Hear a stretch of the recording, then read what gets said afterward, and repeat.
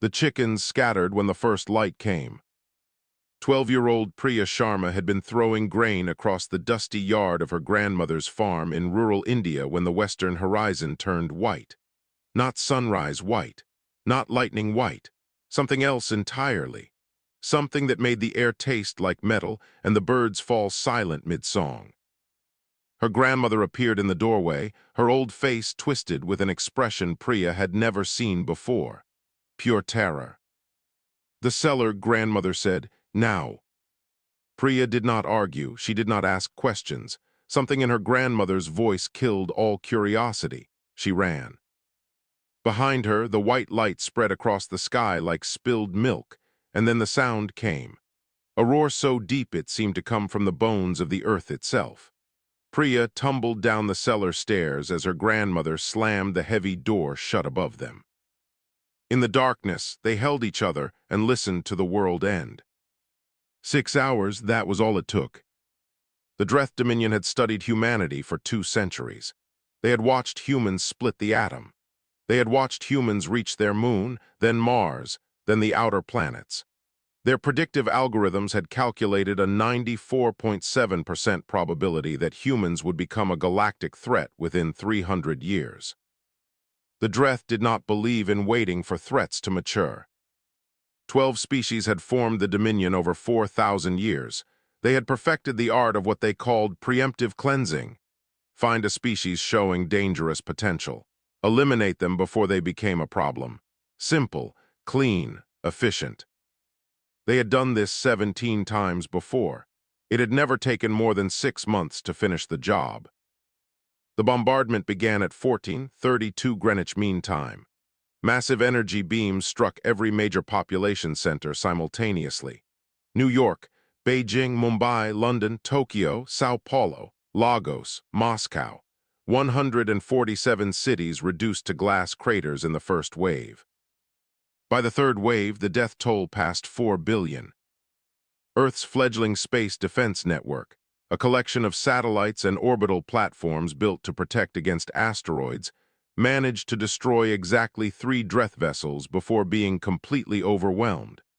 3 ships out of a fleet of 9,000. The Dreth commander, watching from his flagship in high orbit, noted the human resistance with mild interest. Most species surrendered after the first few strikes. Humans had actually tried to fight back. Interesting but ultimately meaningless. What the commander did not know was that humanity had spent 3 centuries preparing for disasters. Not alien invasions specifically, but disasters of all kinds. Deep underground bunkers dotted every continent. Nuclear submarines prowled the ocean depths. Remote communities in mountains and jungles and frozen wastelands had warning systems and survival supplies. When the fire stopped falling, nearly 847 million humans still breathed.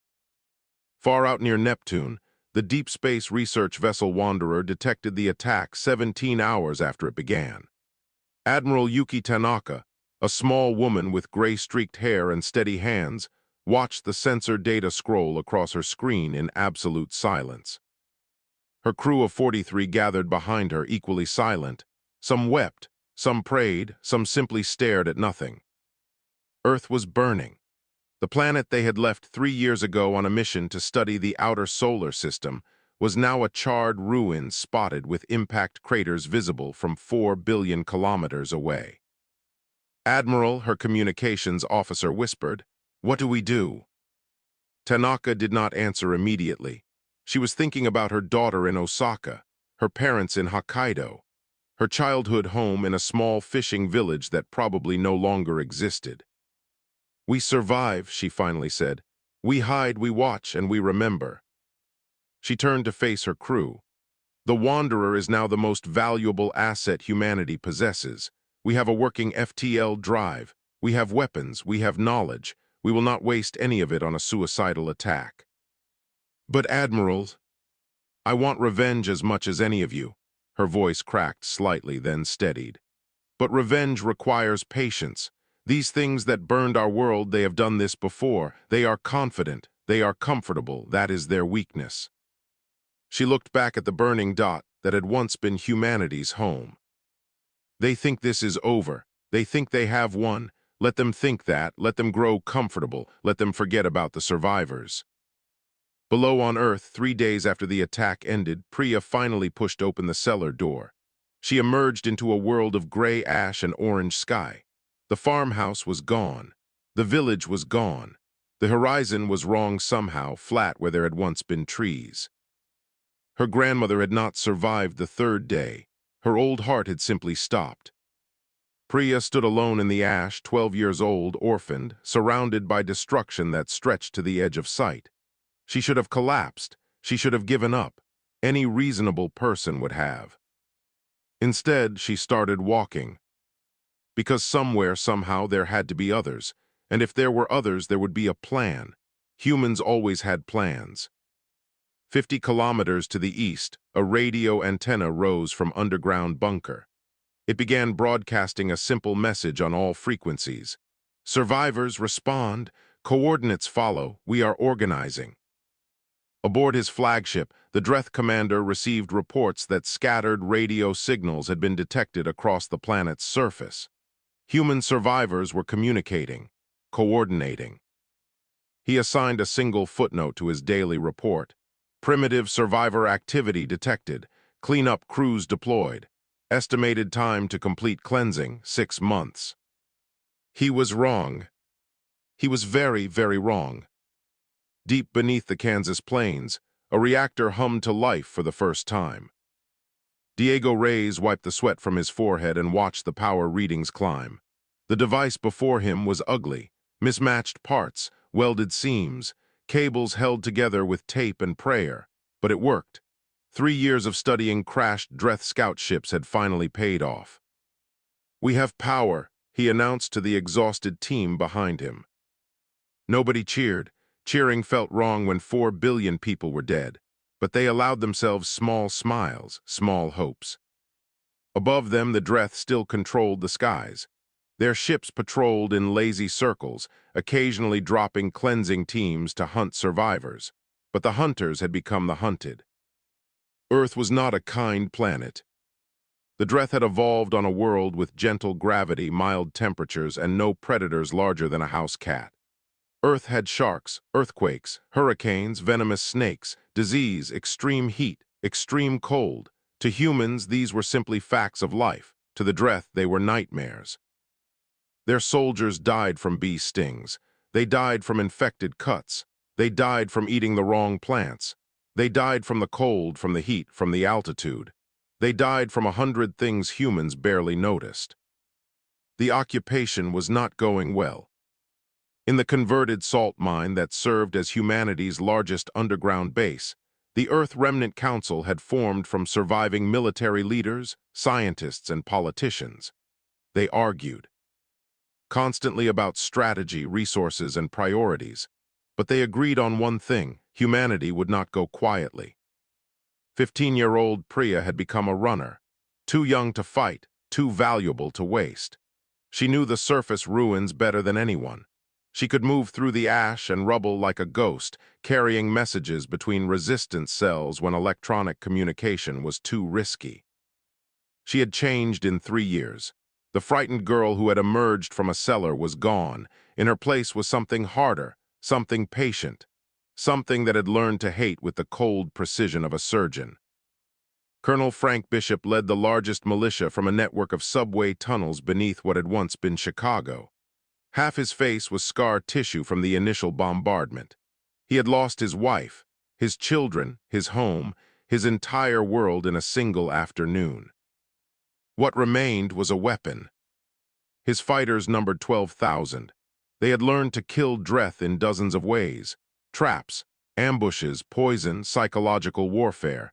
The aliens had expected broken refugees. They found an army of ghosts. The Meshi contact arrived, Bishop's lieutenant reported one evening. Bishop looked up from his tactical maps. The Meshi were a slave species within the Dreth Dominion, small, gray-skinned creatures with large eyes and trembling voices. They had reached out to humanity 6 months ago through encrypted channels. The Meshi representative was terrified. It spoke in quick, nervous bursts while glancing at the tunnel entrance. The Dominion has done this before, it said. 17 worlds, 17 species, all gone, you are the 18th. Bishop felt his jaw tighten. How long did the others last? The longest resistance was 6 months, most collapsed within weeks. The Meshi paused. You have survived nearly 4 years, the Dominion is concerned. Good. You do not understand. The Meshi's large eyes glistened. They have never faced anything like humans. Your world kills them. Your tactics confuse them. Your refusal to surrender terrifies them. Out near Neptune, Admiral Tanaka had spent 3 years building a secret fleet. 7 vessels in total, cobbled together from the Wanderer and captured Dreth ships. She had named them after dead cities: Tokyo, Mumbai, Lagos, London, Sydney, Cairo, New York. Her raids on Dreth supply lines had become legendary among the survivors. Quick strikes, maximum damage, no. Survivors left to report accurate information. The Dreth believed they faced a much larger force hiding somewhere in the outer system. Let them believe. Dr. Amara Osai worked in a laboratory carved from solid rock beneath the Swiss Alps. She was a geneticist. Before the attack, she had studied crop diseases. Now she studied Dreth biology with the intensity of a woman possessed. Their immune systems are primitive, she told the council during one briefing. They evolved without serious pathogens. A simple flu could devastate them. You want to use biological weapons? Someone asked. I want to have options. The council debated for hours. Some wanted to unleash plagues immediately. Others argued that becoming monsters would mean losing what made them human. In the end, they compromised. Amara would develop the weapons, but they would only be used as a last resort, and never against civilians. Humanity would fight back, but humanity would remain human. The Meshi contact returned a week later with new information. The Dreth were planning a major operation. They wanted to end the human resistance before the 4th anniversary of the invasion. But that was not the most important news. There is something else, the Meshi said. Something the Dominion keeps secret, the 17 worlds they destroyed. We have their coordinates, we have their histories, we know their names.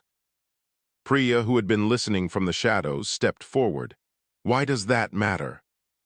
The Meshi looked at her with something like wonder. Because no one has ever remembered them before. No one has ever cared enough to ask their names. That night, in bunkers and tunnels and submarine hulls across the planet, humanity learned the names of 17 murdered civilizations. They wrote the names on walls. They spoke them aloud. They promised to remember. And in the darkness, they began to plan something far bigger than simple survival. The Dreth had given humanity 4 years to prepare. They would soon learn what that meant. The ocean split open, and the sky filled with fire. Commander Zorath of the Dreth Dominion was reviewing supply reports on the lunar monitoring station when his sensors screamed warnings. He looked at the display and felt something he had never experienced in his military career. Fear. Thousands of vessels were rising from Earth's oceans. Not dozens, not hundreds, thousands. They climbed through the atmosphere in perfect formation, their hulls gleaming with hybrid technology that looked both human and impossibly advanced. How, Zorath whispered, this is impossible. But it was not impossible, it was simply human. For 7 years, humanity had worked in absolute secrecy. While Dreth patrols hunted scattered survivors on the surface, massive construction facilities operated beneath the waves. Diego Reyes and his engineering teams had reverse-engineered every piece of captured Dreth technology. They had improved it. They had made it their own. Project Lazarus had produced 12,847 warships, hidden, waiting, ready.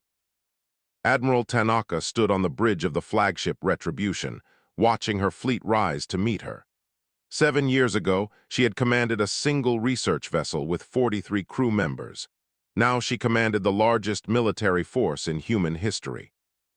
All ships report ready, her tactical officer announced. The Santiago Doctrine is in effect, Tanaka said calmly. Begin operations. The Santiago Doctrine was simple. Named after a destroyed city, it promised one thing: proportional response. For every human killed, an equal response would be delivered to those responsible. Not random destruction, not blind revenge, targeted, measured, devastating justice. 4 billion humans had died in the initial attack. The Dreth had no idea what was coming.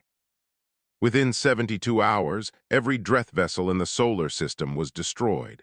The lunar station fell in minutes. The orbital platforms lasted slightly longer. The supply ships tried to flee and were hunted down one by one. Not a single Dreth ship escaped to warn the Dominion. Priya watched the battle from a command bunker in what had once been Australia.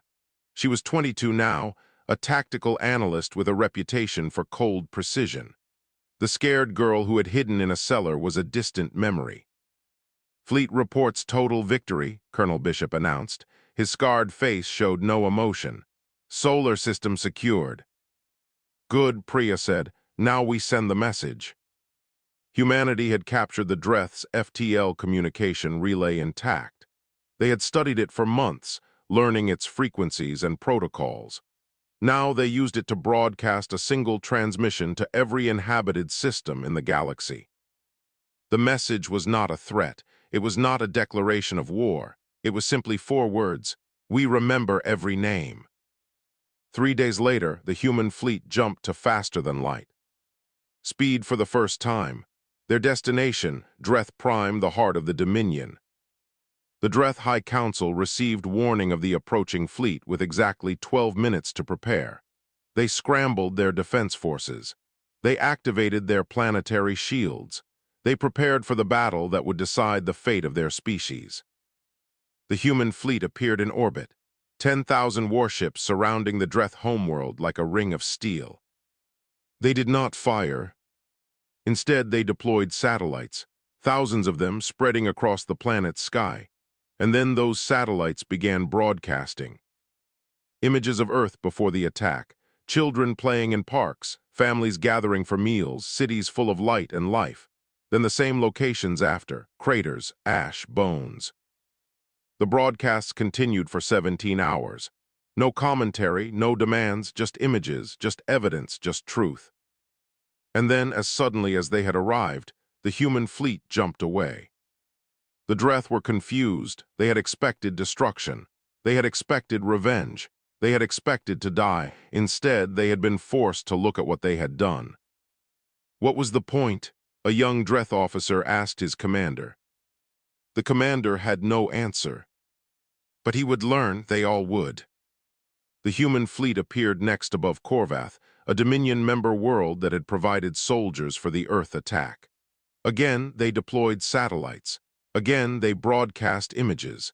Again, they left without firing a shot. Then Velius, then Damar, then Kesh. World after world, the humans came and showed the truth. They showed the burning cities, the mass graves, the children who would never grow up. They showed the cost of what the Dominion called preemptive cleansing. And they showed something else, something that terrified the Dominion more than any weapon. They showed mercy. On Korvath, human ships intercepted a Dreth civilian transport in distress. Instead of destroying it, they repaired its engines and sent it on its way. On Velius, human ground forces discovered a Dreth orphanage in a war zone. They provided protection and supplies until the children could be evacuated.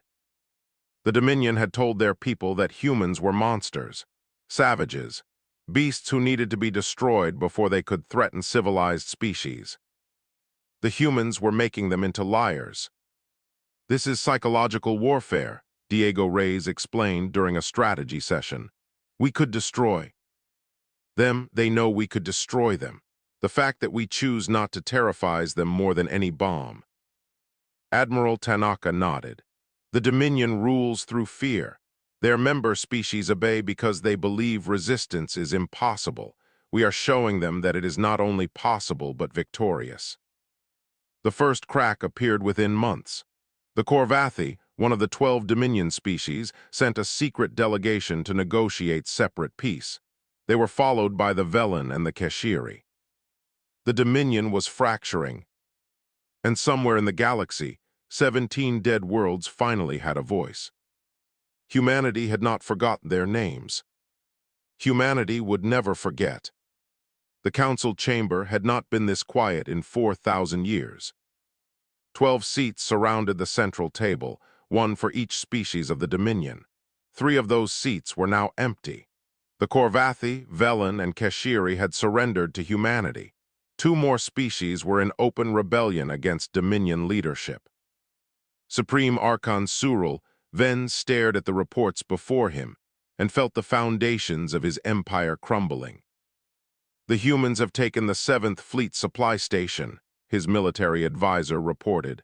Casualties were minimal. Minimal on which side? Both sides, Archon. The humans offered surrender terms our soldiers accepted. Surul then closed his eyes. This was wrong. Everything was wrong. Conquered species did not show mercy. They did not offer terms. They burned and destroyed and took revenge. That was how the universe worked. That was how the Dominion had always worked. But humans were different. On the liberated world of Korvath, Colonel Frank Bishop walked through a former Dreth slave camp. The beings held here were Meshi, the same species that had risked everything to help humanity during the occupation. The Meshi prisoners stared at him with wide, frightened eyes. They had been told humans were monsters. They expected death. Bishop knelt down to meet the eyes of a young Meshi child. "You're safe now," he said softly. "No one will hurt you anymore." The child burst into tears, not from fear, from relief.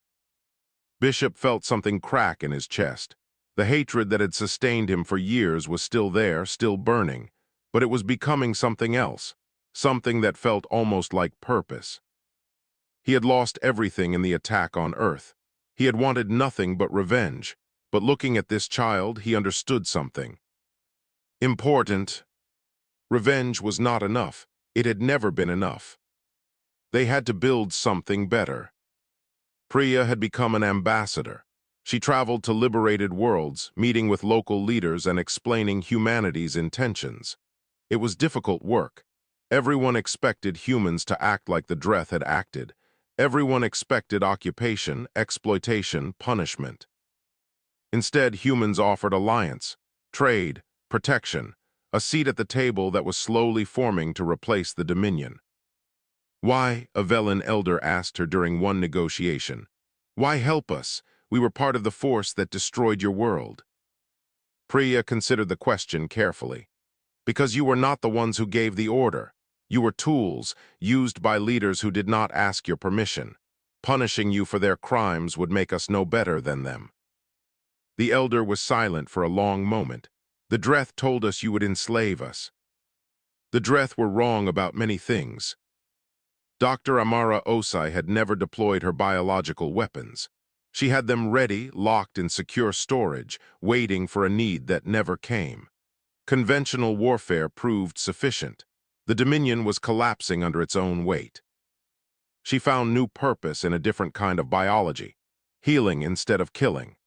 Her teams developed medical treatments for the various species they encountered, curing diseases that had plagued some worlds for centuries. "We could have destroyed them all," she told Diego Reyes one evening. "We had the power."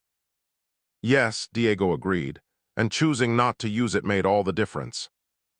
Admiral Tanaka directed the final campaign from her flagship. The Dreth homeworld was surrounded, cut off from all support. Their fleet was scattered or destroyed. Their allies had abandoned them. They had nothing left but pride and fear. "Admiral," her communications officer reported, "the Dreth are requesting terms." Tanaka felt no joy, no triumph, only exhaustion and a deep, aching sadness. She thought of her daughter, dead these 12 years. She thought of the fishing village where she had grown up. "Tell them we have one condition," she said. "Complete access to their historical archives. Every record, every document, every file. We want to know the names of everyone who gave the order for Earth. And then we hold them accountable, publicly, legally, with evidence." The Meshi representative who had first contacted humanity was present for the final surrender. He watched as Dreth officials signed documents transferring power, ending 4,000 years of dominion. "I never thought I would see this day," he said quietly. Bishop stood beside him. "Neither did we." "What happens now?" "Now we build something new, something better, something that remembers the 17 worlds that came before us." On each of those 17 dead worlds, human teams had planted gardens. They had built memorials. They had recorded every piece of evidence that survived, every name they could discover, every story they could reconstruct. The dead could not be brought back, but they could be remembered. Priya visited one such memorial on the world the galaxy had once called Kethris. Nothing remained of the original civilization except ruins and bones. But now flowers grew in the ash. Now there was a place where survivors could mourn. She placed a small stone on the memorial wall, a human tradition she had learned from her grandmother. A way of saying, "I was here, I remember, you are not forgotten." 4 billion humans died, she said aloud to no one. 17 civilizations were erased. This can never happen again. The galaxy was beginning to understand that humans meant what they said. The silence was spreading. The reading of the names began on a cold morning and did not stop for 11 days. 23 species had sent representatives to the tribunal. They sat in a vast chamber constructed specifically for this purpose, listening as human voices read name after name after name. 4 billion from Earth, countless millions from the 17 other murdered worlds. Former Supreme Archon Surul Ven stood in chains at the center of the chamber. He was old now, his scales faded and cracked, but his eyes remained defiant. "This is theater," he said during a recess, "nothing more." The human prosecutor, a woman named Ruth Achafer, looked at him without hatred. That bothered Surul Ven more than anger would have. "This is justice," she said simply, "something your dominion never offered its victims." The trial was broadcast to every inhabited system in the galaxy. Billions of beings watched as evidence was presented. Documents, recordings, testimony from survivors and witnesses. The full horror of 4,000 years of preemptive cleansing laid bare for all to see. The Dreth had kept excellent records. They had documented everything with the cold efficiency of bureaucrats. Each murdered civilization had a file. Each genocide had a report. Each dead world had been assigned a number and archived. Now those numbers had names again. Priya testified on the third day. She spoke about her grandmother's farm, about the chickens that scattered when the sky turned white, about emerging from the cellar to find her world turned to ash, about walking alone through the ruins until she found other survivors. She did not cry. She had run out of tears years ago. "The Dreth calculated that we were a threat," she said. "They calculated that eliminating us was the most efficient solution, but they forgot something important about humans." "What did they forget?" the prosecutor asked. "We do not calculate our children. We do not measure our love. Some things cannot be reduced to numbers." The chamber was silent. Surul Ven was convicted on day 15. The evidence was overwhelming. He had personally authorized the attack on Earth. He had approved the previous 17 cleansings. His hands were stained with the blood of uncountable innocents. The galaxy waited to see what punishment humanity would demand. Death, some species expected. Torture, others whispered. Slavery, the Dreth themselves feared. The sentence was something else entirely. "You will live," Ruth Achafer announced. "You will live, and you will help rebuild what you destroyed. You will spend your remaining years working to heal the wounds you caused. You will watch as the empire you built is transformed into something better." Surul Ven's defiance finally cracked. Why not simply kill me?" "Because death is easy," Achafer said. "Because death would let you escape. Because making you watch the Dominion become everything you tried to prevent is far worse than any execution." The Terran Accords were signed the following month. A new framework for galactic civilization. No more preemptive strikes. No more genocide. No more silence while innocents died. The 12 species of the former dominion were judged individually. 7 were found complicit, having actively participated in the cleansings. 5 were deemed coerced, having joined under threat of destruction themselves. The complicit species were not destroyed. They were not enslaved. They were required to contribute resources and labor to rebuilding the 18 dead worlds. They were required to teach their children the truth of what had been done. The coerced species were offered full partnership in the new order. Many of them wept with relief.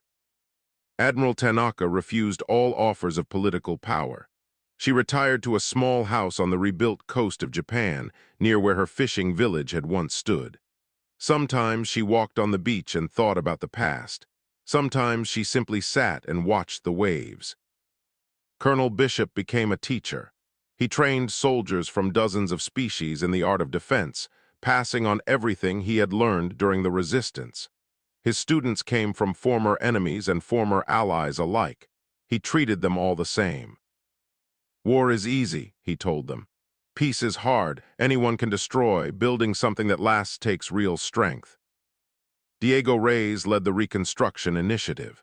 His engineering teams spread across the galaxy, sharing human technology with anyone who wanted to learn. He had spent years building weapons. Now he built hospitals, power plants, water systems, schools. Dr. Amara Osai finally destroyed her biological weapons. She watched them burn and felt nothing but relief. They had never been needed. Humanity had found a better way. We could have become monsters, she told a colleague. The galaxy expected us to become monsters. That was the real victory, I think, not defeating the Dreth, but remaining human while we did it. Priya received a question during one of her final testimonies. A Dreth historian had been allowed to attend the proceedings. He was young, barely adult by Dreth standards. He had been a child when the human fleet first appeared over his world. "Why did you not simply destroy us?" he asked. "You had the power, everyone expected you to use it. Why show mercy?" Priya looked at him for a long moment. She saw fear in his eyes, but also something else. Curiosity, a genuine desire to understand. "Because mercy is what separates justice from revenge," she said. "Because becoming what we hated would have been a different kind of defeat. Because someday, I want your children and my children to live in a galaxy where this question does not need to be asked." The historian bowed his head. He had no response. Neither did anyone else. The chickens scattered when the shuttle landed, just as they had scattered 50 years ago when the sky turned white. Ambassador Priya Sharma, 62 years old with gray in her hair and lines on her face, stepped onto the soil of her grandmother's farm. It had been rebuilt exactly as she remembered it. The house, the barn, the chicken coop, even the old well that had not worked properly since before she was born. It was a museum now, a place where people came to understand where the resistance had begun, where one small girl had survived to become a symbol of human determination. Priya still came here every year on the anniversary. She never brought guards or assistants. This place was personal, sacred, a connection to everything she had lost and everything she had become. Today she had business to complete before visiting the memorial. The Galactic Assembly had voted to accept the 100th species into the Terran Coalition. 100 civilizations now stood united under principles humanity had written in blood and grief. No preemptive strikes, no genocide, no silence while innocents suffered. The galaxy had changed, not through conquest, not through force, but through something far more powerful, through example, through consistency, through the stubborn refusal to become the monsters everyone expected. The Dreth still existed. Their homeworld had become a center of learning and reflection. Young Dreth studied the history their elders had tried to hide. They visited the memorial worlds. They learned the names of the dead. It was not forgiveness. Forgiveness was not humanity's to give. It belonged to the 17 civilizations that would never return. But it was something close to healing, a wound that was finally beginning to scar. Priya walked through the rebuilt farmhouse. Photographs lined the walls. Her grandmother as a young woman, her parents on their wedding day. herself as a child grinning at the camera, unaware of what was coming. She stopped at the kitchen window, the same view her grandmother had seen on that last morning, fields stretching to the horizon, a peaceful world that had not known it was about to burn. A sound behind her. She turned to find a young Dreth standing in the doorway, wearing the uniform of an exchange student. He was trembling slightly, clearly nervous to be in the presence of humanity's most famous ambassador. "Forgive me," he said quickly. "I did not mean to intrude. The guide said this area was open to visitors." "It is," Priya said gently. "Please come in." The Dreth hesitated, then stepped forward. He was young, so young, born decades after the war ended. He had never known the Old Dominion except as history lessons and... "Shame. May I ask you something?" he said. "Of course. How did you find the strength to fight back? Your world was burning, your people were dying, everything seemed hopeless." He paused. "My teachers say the Dominion expected you to surrender within weeks. They had seen 17 civilizations collapse. Why were humans different?" Priya considered the question. She had been asked it many times over the years. Each time she found a slightly different answer. "Come with me," she said. She led him outside to the chicken coop. The birds clucked and pecked at the ground, unconcerned with galactic politics or historical significance. "I was standing right here when the attack began," Priya said. 12 years old, feeding chickens, and then the sky turned white. The Dreth listened in silence. "My grandmother pushed me into the cellar. She saved my life. She died 3 days later." Priya reached down and picked up a handful of grain, scattering it for the chickens.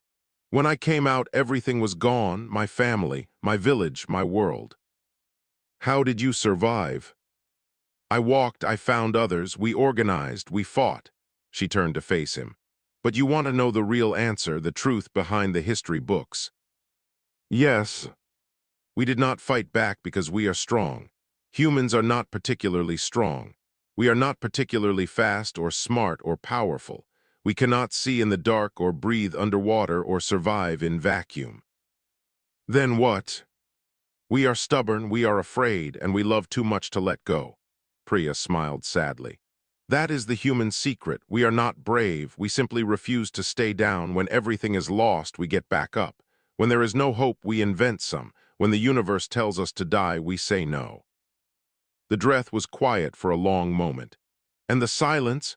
My grandfather says the galaxy went silent when humans appeared, not from fear of your weapons, something else." "Something else," Priya agreed. "The silence is not fear, it is shame." "Shame?" Every spacefaring civilization knew what the Dominion was doing. They knew about the cleansings. They calculated that intervention was not worth the cost. They stayed silent while innocents died. Priya looked up at the sky, clear and blue, filled with stars she could not see but knew were there. "When humans fought back, when we showed mercy instead of revenge, when we built something better instead of simply destroying, the galaxy was forced to look in." "A mirrors? And they did not like what they saw." "No, they did not." Priya scattered the last of the grain. "The silence you hear is the sound of civilizations rewriting their laws, their ethics, their understanding of what it means to be civilized. The silence is the galaxy becoming something better." The Dreth looked at the chickens, at the farmhouse, at the fields where everything had once burned. "Thank you," he said quietly, "for explaining, for everything." Priya nodded. "Go tell your people, tell them the silence is not a punishment. It is an opportunity, a chance to become what they should have been all along." She watched him walk away, young and uncertain and filled with questions. Then she turned back to the chickens and smiled. The galaxy had learned its lesson, and humanity would make sure it was never forgotten.